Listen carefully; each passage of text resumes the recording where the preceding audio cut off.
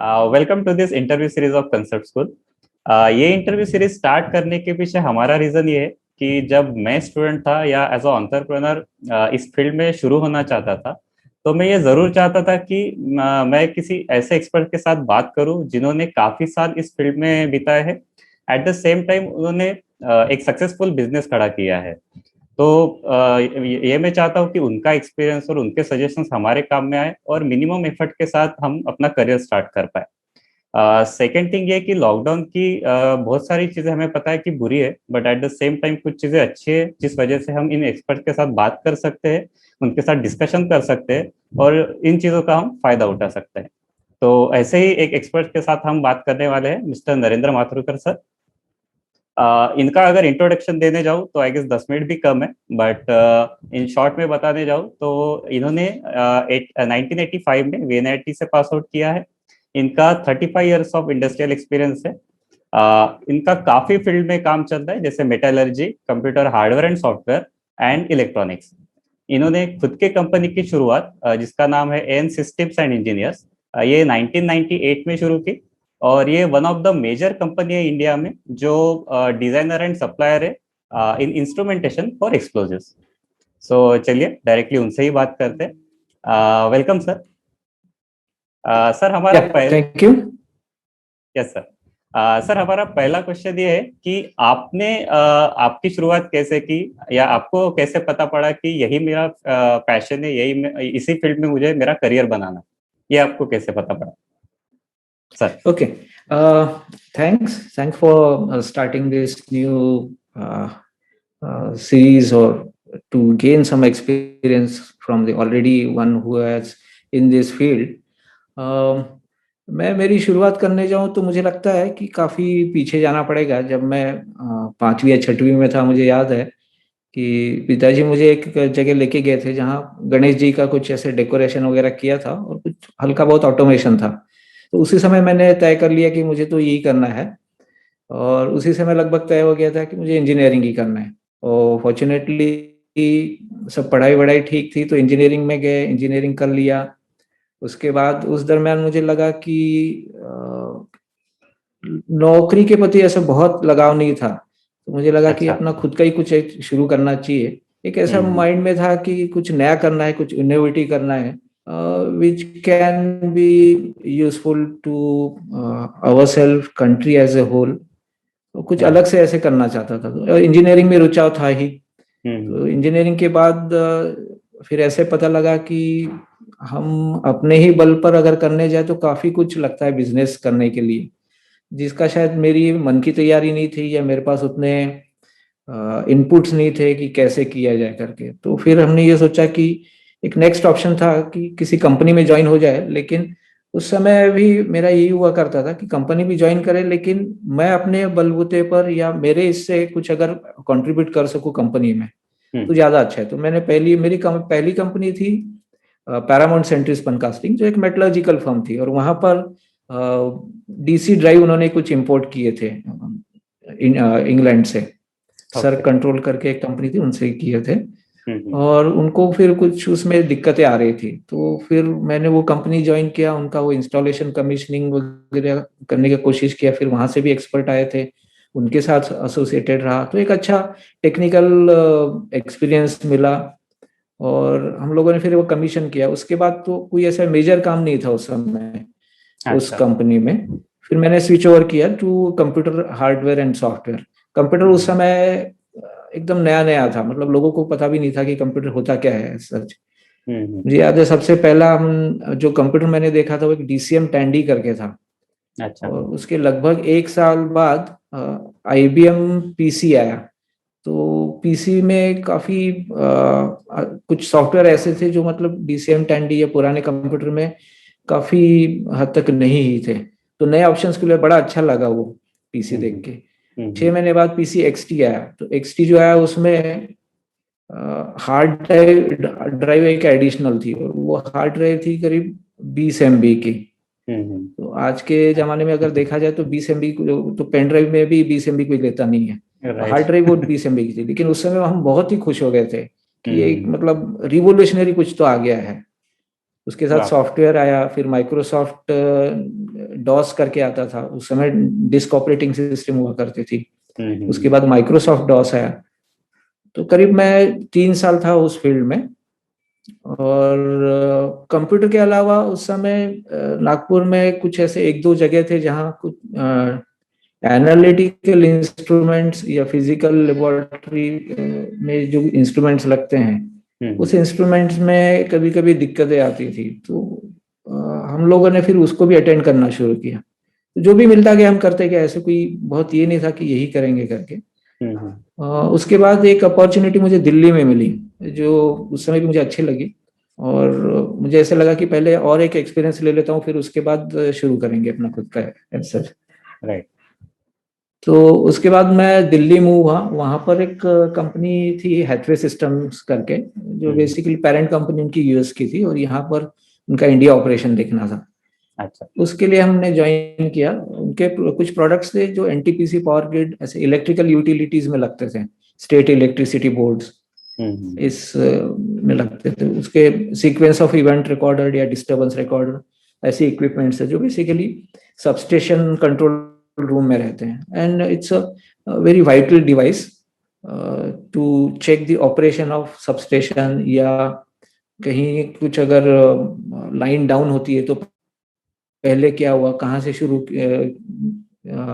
Fault कहाँ से शुरू हुआ, ये सब मेजर करने के लिए ये सब टूल्स होते थे। तो ये हम लोग यूएस की जो कंपनी, उनके डीलर थे बेसिकली, उनका इंस्टॉलेशन कमीशनिंग करते थे। तो जब मैं साइट पे जाता था तो देखता था कि ऐसे और भी कंपनीज के हैं इंस्ट्रूमेंट, सिमिलर इंस्ट्रूमेंट, जिनका कोई वाली नहीं है, मतलब किसी ने बेच के चला गया और फिर कुछ है नहीं उनका सपोर्ट। तो मेरे मन में तो था ही कि ऐसे जो मतलब अटकी हुई चीज है जिसका कुछ मिल नहीं रहा है, तो उसमें एक थोड़ा सा अपना दिमाग लगाना या उसको में कुछ करने की कोशिश करना टेक्निकली। तो हमने वो चैलेंज करके लिया, और धीरे धीरे फिर ऐसा हुआ कि हमारी मेन एक्टिविटी वो हो गई कि to support the whatever systems are there in this field. तो इंस्टॉलेशन कमीशनिंग एक थोड़ा सा फिर वो होता ही था, लेकिन उसकी रिक्वायरमेंट बहुत ज्यादा नहीं रहती थी। तो जिस समय बीच में समय हुआ करता था, उस समय में हम ये एक्टिविटी शुरू की। तो ये एक्टिविटी मेजरली ग्रो हो गई उसमें। उसका काम फिर काफी दिनों तक या सालों तक चलता रहा। इनफैक्ट आज से 10-12 साल पहले तक चलता रहा, अबाउट 2010। ओके। और इस दरम्यान बीच में क्या हुआ कि कुछ हेल्थ प्रॉब्लम की वजह से हमको फिर दिल्ली ज्यादा सूट नहीं कर रहा था। तो we were sort of forced back to move somewhere else. फिर मैंने सोचा कि वैसे भी अपने दिमाग में है कि कुछ करना ही है, और to shift back to home is was a normal या लॉजिकल कंक्लूजन कि वो ज्यादा सेफ है। एक तो नोन सिटी है, जो भी हमारे पास था इन्वेस्टमेंट नहीं कहना, जो भी बैंक बैलेंस या सेविंग्स था उतना सफिशिएंट था, और एक एक्सपीरियंस भी आ गया था, इंडस्ट्रियल एक्सपीरियंस। वो एक्सपीरियंस इस वजह से आया था कि what ever activity I was doing, मतलब कंप्यूटर पे फील्ड में भी, दिल्ली में भी, it was more out of my own research बोलो, या मोर खुद का जो इनिशिएटिव रहता है वो लेके किया था। It was almost like I was doing my own business, except that salary मुझे मिल रही थी या कमीशन जो भी है वो मिल रहा था। सो मुझे फिर वो कॉन्फिडेंस आ गया कि नहीं, हम कुछ कर ही सकते हैं। फिर जैसे नागपुर में आया तो वहाँ शिफ्ट होने के बाद थोड़ा समय लगा, लेकिन जो भी काम आया वो करते गए। तो हम लोगों ने फिर 1-2 ऐसे रिक्वायरमेंट्स आए थे कि हमारे यहाँ ये इंस्ट्रूमेंट बंद पड़े हैं, तो आप उसको चालू करिए, और उसका बाद उसका अपग्रेडेशन भी कर सकते हैं, मेंटेनेंस तो आपको मिल ही सकता है। और ये वैसे कैपिटल इंसेंटिव, कैपिटल टाइप के इक्विपमेंट से थोड़े से महंगे थे, 1-2 करोड़ के ऐसे।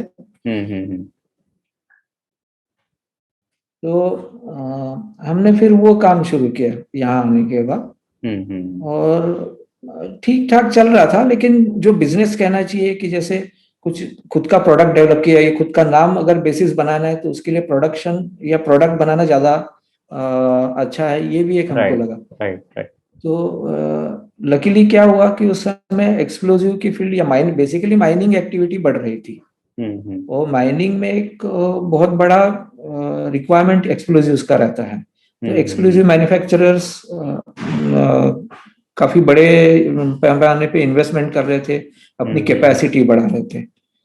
तो हमें ये लगा, जब एक दो जगह हमने विजिट भी किया, फिर हमें ये लगा कि इसमें हम लोग कुछ कंट्रीब्यूट कर सकते हैं। जैसे उनकी जो मैन्युफैक्चरिंग प्रोसेस है, उसमें कुछ प्रोसेस कंट्रोल इक्विपमेंट देंगे, कुछ प्रोसेस को असिस्ट करने वाले मॉनिटरिंग या कंट्रोल इक्विपमेंट भी दे सकते हैं। तो हम लोग सजेस्ट करते गए, डिस्कशन होता गया, और कुछ कुछ ऐसे नए रिक्वायरमेंट्स आती गई जो हम डेवलप कर सकें, और वो करने के बाद उनको चला के भी देखें। एक्सक्लूसिव फील्ड ऐसी एक थोड़ी सी अलग फील्ड है बाकी इंडस्ट्रियल रिक्वायरमेंट से, उसमें सेफ्टी नॉर्म्स बहुत ज्यादा होते हैं। तो इस वजह से ये एक मेन चैलेंज था हमारे लिए। दूसरा चैलेंज ये भी था कि उसमें कोई प्रीवियस रिकॉर्ड नहीं था कि जिसपे हम रेफर कर सके कि पहले ऐसा हुआ करता था, फिर हम उसको एडवांस करके ऐसा करेंगे, ऐसा भी कुछ नहीं था। कुछ चीजें तो ऐसी थी कि जो पहली बार इंट्रोड्यूस हम कर रहे थे या करना चाहते थे। तो हमको उनका पूरा वर्किंग एनवायरनमेंट, उनके सेफ्टी नॉर्म्स और उनका जो मेंटल सेटअप है, ये सब चैलेंजेस थे कि इसको हम कैसे ओवरकम करें। उसमें टेक्निकल तो था ही था, साथ में साथ ये भी था कि ऐसे हम उनको सोल्यूशन क्या दे सकते हैं कि लॉन्ग टर्म उनको बेनिफिट हो, और मेंटेनेंस और ह्यूमन इंटरवेंशन हो। तो ये सब चैलेंजेस को फेस करते हुए फिर हम डिजाइन करते गए, उसमें इम्प्रूवमेंट भी हुआ ओवर ए टाइम पीरियड। और फिर बाद में ये भी लगा कि जैसे इनके ये रिक्वायरमेंट्स है, आज ये रिक्वायरमेंट्स है, तो उनको वो सोल्यूशन दिया। कुछ सालों बाद ये पता लगा कि उनकी ये भी रिक्वायरमेंट आ रही है, फिर उस टाइप का सोल्यूशन दिया। तो इस प्रोसेस में क्या हुआ कि हमारा वो एसोसिएशन काफी बढ़ गया उनके साथ। तो जब भी उनको कुछ भी प्रॉब्लम होता था, वो हमको रेफर करते थे, because we knew their background. नए सिरे से अगर कोई करने जाता है तो उसको काफी समय लगता है, नेचुरल है। एक तो क्या है कि जो यूजर रहता है उसका भी एक इनिबिशन बोलो या एक विचार बन जाता है कि इन्होंने प्रूव किया है खुद को इस फील्ड में। करेक्ट। तो देयर कॉन्फिडेंस इज मोर।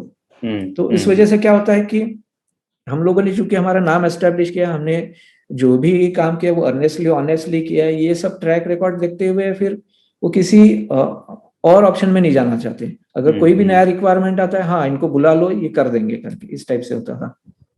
तो we grew over the time period. It was not very attractive financially, मतलब स्पष्ट कहा जाए तो, but it was okay. So I was sort of happy because I could get a very good technical development satisfaction कि मैंने कुछ किया है, नया किया है, which was sort of innovative and it was very useful for the end user या customer. Right. फिर जैसे एक जगह किया, फिर बाकी जगह भी फिर हमारा इम्प्लीमेंट होना शुरू हुआ, हैदराबाद में हो गया। उसके बाद धीरे धीरे ऑल ओवर इंडिया हम लोग पहुंच गए। और इसमें हमको बहुत ज्यादा मार्केटिंग कभी करना नहीं पड़ा। It was almost always word of the mouth कि ये रेफर करते गए। फिर वो कहीं और कंपनी में गया, मान लो यहाँ पर किसी ने देखा है, वो छोड़ के दूसरी कंपनी में गया, तो उसको पता था कि ये जो प्रोसेस है उसमें क्या क्या अड़चने आती है और इन्होंने कैसे ओवरकम किया। तो वहां भी फिर वो बताते कंपनी को कि इन लोगों ने सोल्यूशन दिया था। तो ऐसे ही मतलब मुझे कभी मार्केटिंग नहीं करना पड़ा, अपने आप ही होता गया वो। That was the advantage of being doing the job earnestly and honestly. क्योंकि ये शुरू में दिक्कतें आती है, ये हर जगह आती है, but if you are true to your profession and honestly, तो it does carry a good weight for every company या एवरी कस्टमर। राइट। तो ये डेवलप होता गया। फिर तो इस दरम्यान हमें पता लगा कि ऐसे इक्विपमेंट इनफैक्ट इंडिया में थे ही नहीं। So most of our equipments are build for the first time in India, और आज भी वही स्थिति है। तो ये हम लोग इसलिए कर पाए कि वी हैड दैट ज़ील या honest efforts to do something new without really bothering about returns as such. So we were doing good, not exceptional or not excellent if you compare with the say my contemporaries who were in the job or doing business elsewhere. But I was quite satisfied, which was good. फिर कुछ ऐसे भी jobs आते हैं कि जो हमारा एक लेटेस्ट है अभी इलेक्ट्रॉनिक डेटोनेटर, तो वो हमने करीब उस पे 15 साल पहले काम करना शुरू किया। अच्छा। उसको इनिशियल डिजाइन करने में करीब 2 या 3 साल लग गए, which we and there was absolutely no returns on that for during that initial period, but we kept on working क्योंकि मुझे ऐसा लगा कि this is the product of future, it would definitely be required by the industry, and it was a very good product. Commercially भी later on we realized that's a very good commercial product for returns also. तो ये हम उसमें लगे रहे, and well, eventually most of the things clicked, they were put in place, and धीरे धीरे उसका प्रोडक्शन बढ़ता गया, और फिर हमारा वो उनके साथ कंसल्टेंसी कॉन्ट्रैक्ट या इस टाइप के अरेंजमेंट्स बढ़ते गए।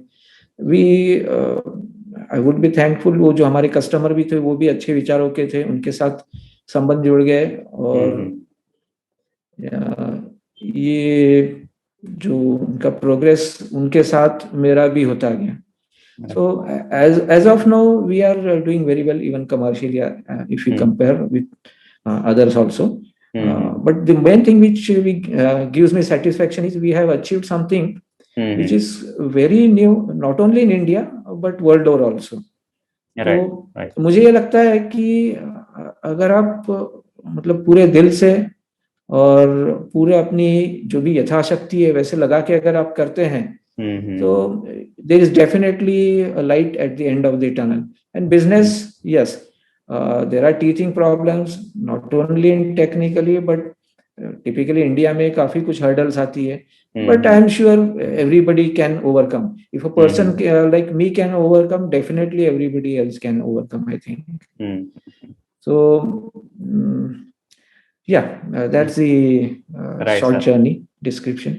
एक्चुअली आपने जिस फील्ड में प्रोडक्ट डेवलप किए या फिर या जो भी आपका काम चलता है, आई डोंट थिंक कोई सोच भी सकता है, क्योंकि एक्सप्लोजिव्स के लिए कुछ चीजें बनाना मतलब कहाँ से शुरू करें, यही आई गेस प्रॉब्लम रहेगा हर किसी के लिए। तो उस सेंस में ये काफी न्यू था और अभी भी न्यू है, ये तो मैं जरूर कहूँगा। Thank you sir. सर हमारा सेकंड क्वेश्चन ये है कि कुछ आपके प्रोडक्ट्स के बारे में बताइए कि मतलब अभी कौन से प्रोडक्ट्स पे आप काम कर रहे हो, या जो आपके प्रोडक्ट बने हुए हैं, और ये कौन से एरियाज में टिपिकली जाते हैं। Okay sir. हाँ,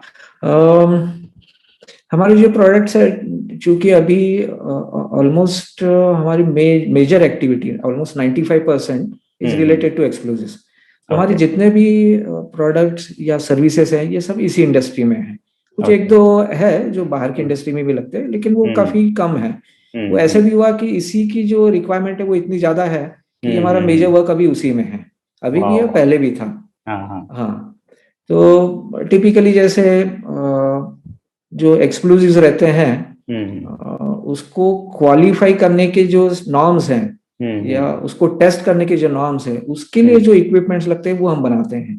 अभी क्या रहता है कि एक्सप्लोजिव जब मैन्युफैक्चर होता है तो उसका एक क्वालिटी कंट्रोल रखना पड़ता है।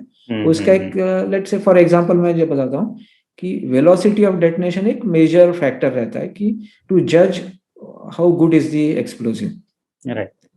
उसकी स्ट्रेंथ बोलो या उसका यूटिलिटी और उसको एफिशिएंटली कैसे यूज किया जाए, इसके लिए एक बड़ा फैक्टर है वेलोसिटी ऑफ डेटोनेशन।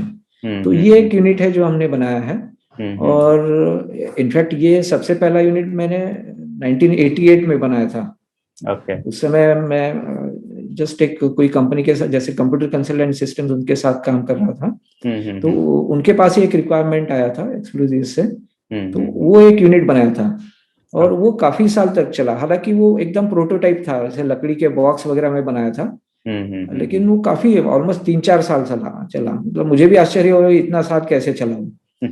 तो ये एक इक्विपमेंट है। इसके अलावा जैसे मैंने कहा कि एक्सप्लोजिव की जब भी कोई क्वालिफिकेशन क्राइटेरिया रहती है, whether it meets the requirement, whether it is good enough for the application, इसके जो भी क्राइटेरियाज रहते हैं उसको टेस्ट करने के हमने इंस्ट्रूमेंट बनाए। So all these instruments are basically for qualifying explosives. ठीक ओके। है। And majority of our instruments fall into this category only. तो एक वीओडी मीटर है, फिर एक करंट जनरेटर एंड टाइमर है, उसमें अगेन परफॉर्मेंस देखा जाता है कि उसको इतना इम्पल्स दिया तो इसने इतना आउटपुट दिया। फिर एक टाइमिंग का रहता है, टाइमिंग काफी क्रिटिकल रहता है एक्सप्लोजिव इंडस्ट्री में और माइनिंग में। तो टाइमिंग के भी equipments to measure whether they are performing to that timing accuracy और नॉट।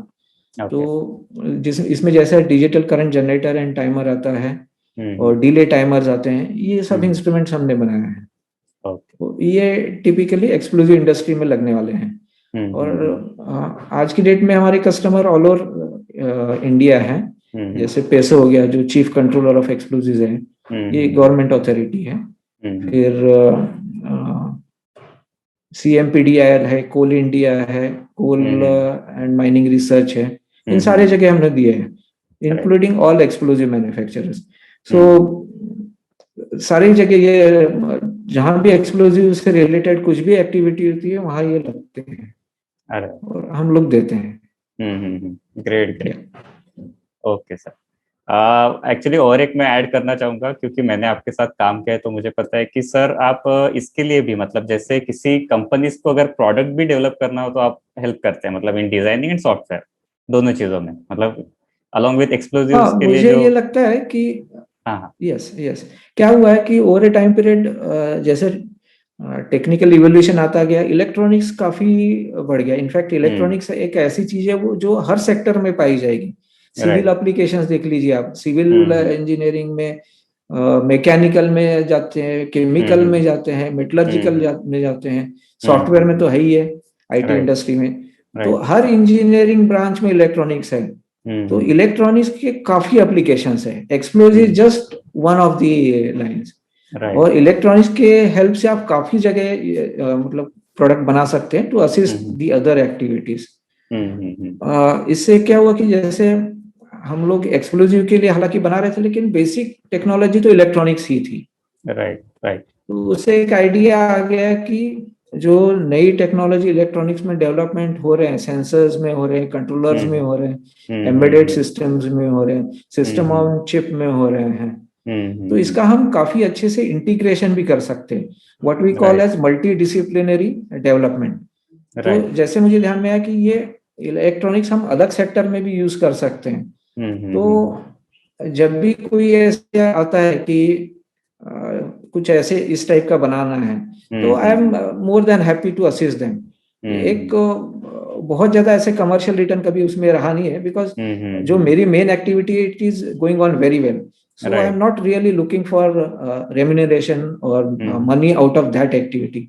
और स्टार्टअप को अगर हेल्प करना है या किसी को असिस्ट करना है तो वो तो बहुत ही अच्छी बात है। So I don't really expect any money out of that, but if somebody is getting, if somebody is interested, which is again a pleasure for me, कि कोई खुद का अगर करना चाहता है, and this is what is needed even at this point of time, क्योंकि job करने वाले तो बहुत मिलते हैं, इनोवेटिव करके कुछ खुद का करने वाले बहुत कम रहते हैं। So I feel it's my duty to do that. So I always try to help them. Yes. Right sir, ये तो मेरा भी एक्सपीरियंस रहा है, क्योंकि मतलब इलेक्ट्रॉनिक्स फील्ड का होने के बाद भी मुझे कभी ऐसा नहीं लगा आपके साथ बात करते वक्त कि मुझे सोचना पड़ेगा, अगर वो बहुत ही बेसिक भी डाउट अगर रहता है तो मुझे ये कभी नहीं सोचना पड़ा सर आपके साथ डिस्कस करते वक्त कि अरे उनको कैसे पूछो, ये मुझे तो कभी नहीं लगा। तो ये मैं पर्सनल एक्सपीरियंस से मैं जरूर कह सकता हूँ। सर हमारा अभी लास्ट क्वेश्चन ये रहेगा कि जो भी अभी स्टूडेंट्स है और एंटरप्रेन्योर्स भी जो इस फील्ड में बढ़ना चाहते हैं, उनके लिए आप क्या सजेशन देंगे, मतलब स्किल वाइज, बिजनेस वाइज उन्होंने क्या करना चाहिए जिसकी वजह से मिनिमम एफर्ट्स के साथ वो इस फील्ड में आगे बढ़ सकते हैं और कम से कम गलतियां करें, इसके बारे में आप क्या कहना चाहेंगे? ऐसा अभी काफी आसान हो गया। जैसे अगर मैं 20 साल पहले की बात करता हूँ और अभी की बात करता हूँ, अभी कैसे इंटरनेट पे हर चीज आपको अवेलेबल है। 20 साल पहले या ऑलमोस्ट 25 साल पहले जब मैं काम करता था उस समय ऐसा नहीं था। मुझे याद है हमको कभी अगर छोटा सा सर्किट भी बनाना पड़े तो वो नेशनल सेमीकंडक्टर के डेटा बुक्स मिलते थे, कहाँ ढूंढ ढांड के लाने पड़ते थे, कहीं इधर गए उधर गए। फिर उस समय एफर्ट्स बहुत ज्यादा लगते थे, आज के कंपैरिजन में तो बहुत ज्यादा है। अभी सारा कुछ इंफॉर्मेशन इंटरनेट पे अवेलेबल है। यंगर जनरेशन के लिए तो मेरा सजेशन ये रहेगा कि आप पहले अपनी एप्टीट्यूड और एटीट्यूड समझो और पहचान लो कि मेरा स्ट्रांग पॉइंट क्या है। मेरा स्ट्रांग पॉइंट अगर डिजाइन है तो आप उस एरिया में जाइए। डिजाइन में भी काफी अपॉर्चुनिटीज हैं। अगर आपको लगता है कि I can manage a business very well, तो आप एक प्रोडक्शन फैसिलिटी या मैन्युफैक्चरिंग फैसिलिटी या ट्रेडिंग इस लाइन में भी जा सकते हैं। ऐसा नहीं कि ट्रेडिंग में इंजीनियरिंग नहीं लगता, ट्रेडिंग में भी इंजीनियरिंग लगता है, because you have to support the customer. ठीक है ना, तो हर चीज में इंजीनियरिंग लगता है। सिर्फ यही नहीं कि डिजाइन में ही लगता है, ट्रेडिंग में भी लगता है, मैन्युफैक्चरिंग अगर आपको फैक्ट्री खोलनी है तो उसमें भी लगता है।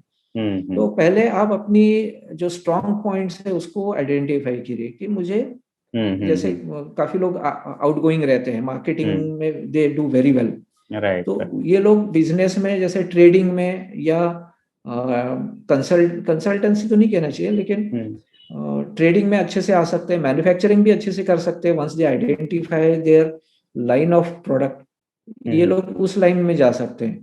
सो first thing is you identify your strong points, और आपने एक बार वो आइडेंटिफाई कर लिया तो फिर आप नियर बाय एरिया का, या आप जिस जोग्राफिकल लोकेशन में हैं या वहां रहना चाहते हैं वहां का एक सर्वे कर लीजिए कि यहाँ ज्यादा क्या यूजफुल हो सकता है, यहाँ ज्यादा क्या चल सकता है। ठीक है ना, इस बैकग्राउंड मतलब ये सब पॉइंट कंसिडर करके फिर आप अपना प्रोडक्ट बोलिए या लाइन चूज कर लीजिए कि मुझे ये करना है। इसमें एक और चीज ये भी हो सकती है कि instead of directly jumping on to the business, आप कुछ 1-2 साल एक्सपीरियंस भी ले सकते हैं। So you get a feel of the environment, how things are going, how things are moving. क्योंकि बिजनेस में शायद कुछ ऐसे भी पॉइंट्स या फैक्टर्स आते हैं जो हमने कभी एंटीसिपेट नहीं किए। टिपिकली इंडिया में ज्यादा रहते हैं ब्यूरोक्रेसी, रेड टेपिज्म, हालांकि अभी कम हो रहा है, बट दीज आर हमारे टिपिकली इंजीनियर के लिए न्यूजेंस लगता है। Okay, so you have to be prepared for that. मतलब ऐसे नहीं कि अरे ये क्या हो गया, अभी मैं क्या करूंगा, इस टाइप का नहीं होना चाहिए। You should be prepared for that also, but once you make up your mind, I think there are ample opportunities. The second big point is don't expect a miracle. In fact India के competitive market में, competitive scenario में बहुत मुश्किल है खुद को, मतलब रातों रात एकदम बिजनेसमैन बन जाऊंगा मैं और मेरा चल पड़ेगा, ये एक्सपेक्ट नहीं करना चाहिए। हो जाता है तो बहुत ही अच्छा है, but there is nothing, no substitute for hard work. क्योंकि मान लो आज हो भी गया, लकीली आपको एक ऑर्डर मिल भी गया, तो जब तक आप हार्ड वर्क नहीं करोगे तो आगे बहुत ज्यादा नहीं बढ़ पाओगे। So there is no substitute for hard work, and look out for doing the things in a correct manner. क्योंकि हो सकता है कि आप कुछ ऐसे जोड़ तोड़ करके टेम्पररी कुछ सोल्यूशन बना दें, लेकिन उससे आपकी जो डेवलपमेंटल एक्टिविटी है मेंटली, वो रुक जाती है। सो avoid shortcuts, avoid any kind of shortcuts for any activity, manufacturing, designing, consultancy, avoid shortcuts, give a proper solution. Right. And third main factor is B prepared for a long haul. मतलब आप ये सोच के चलो कि ठीक है आज मुझे 10 रुपए मिल रहे हैं, एक साल बाद 100 मिलेंगे, ऐसा नहीं होगा कि 1000 मिलेंगे। So be prepared for that. So if you keep minimum expectations, you will always be satisfied. Okay. And look for opportunities also. Yes, definitely. Right. Thank you sir. Actually अगर मैं थोड़ा समराइज करने जाऊँ तो हमें हमारी स्ट्रेंथ्स देखनी है फर्स्ट थिंग, कि हम किस फील्ड में ज्यादा अच्छे हैं। मतलब हमें लग सकता है कि हम इस फील्ड से ग्रेजुएशन करके आए तो नॉट नेसेसरीली उसी फील्ड में हम ज्यादा बढ़ सकते हैं। उसके अलावा भी हमको हमारे कुछ स्ट्रेंथ्स चेक करने चाहिए। सेकेंड थिंग आई गेस आपने जैसे बोला, रिसर्च करना चाहिए कि मेरे ये स्ट्रेंथ्स किस एरिया में ज्यादा काम में आएंगे, मतलब ज्योग्राफिकली और एट द सेम टाइम जो भी आपका एरिया ऑफ इंटरेस्ट रहेगा उसमें। एंड थर्ड थिंग जो सबसे मैंने आई गेस हार्ड वर्क, कोई शॉर्टकट नहीं रह सकता इस चीज का, हमको परसिस्टेंटली वो करते ही जाना पड़ेगा। Right, thank you sir. Definitely don't shy from hard work. Right. ये हमारे लिए आई गेस जो भी ये इंटरव्यूज देखेंगे, जो भी एंटरप्रेन्योर रहेंगे या स्टूडेंट्स रहेंगे, आई होप कि उनके लिए काफी एनलाइटनिंग रहेगा और ये मेरे लिए तो पर्सनली था ही, क्योंकि जब ऐसे बात करते हम तो बहुत बार टेक्निकल या प्रोडक्ट के रिलेटेड बात करते, बट ऐसे कभी बातें नहीं होती। तो आई गेस ये इंटरव्यू उस सेंस राइट। में मुझे। जैसे एक लास्ट पॉइंट हार्डवर्क के बारे में मैं यस सर। बताना चाहूंगा। यस। मेरा खुद का एक्सपीरियंस है। हम्म। ये जब हमने काम शुरू किया था इलेक्ट्रॉनिक डेटोनेटर पे, हम्म। या बेसिकली माइनिंग या एक्सप्लोजिव रिलेटेड कोई भी है, राइट। राइट। तो मैं जस्ट ये एक मेंशन करना चाहूंगा कि हालांकि मेरा वर्क इलेक्ट्रॉनिक्स है हम्म। और मैं सिर्फ अपने रूम में बैठ के भी इलेक्ट्रॉनिक्स का कर सकता हूँ काम। राइट। राइट। लेकिन ये इलेक्ट्रॉनिक डेटोनेटर को जब फील्ड में यूज करते हैं हम्म। तो उसमें क्या क्या दिक्कतें आती है और क्या उसको काउंटर करना चाहिए, ये मुझे तभी समझ में आया जब मैं साइट पे जाता था, राइट। माइनिंग के साइट पे। और आज हम्म। ये मैं जरूर कहना चाहूंगा कि माइनिंग इंजीनियर साइट पे इतना नहीं चला होगा जितना मैं चला हूँ। वाह। ओके। सो हाँ हाँ। कहने का मतलब this was a physical work, hard work. Right. Right. लेकिन उसका फायदा मुझे ये हुआ कि I know exactly what is required hmm. और क्या चेंज करने से मेरा प्रोडक्ट ज्यादा चलेगा, हम्म। ये उन लोगों से मुझे आता है। राइट। तो you need to put hard work. You should enjoy the hard work. Okay. Yes.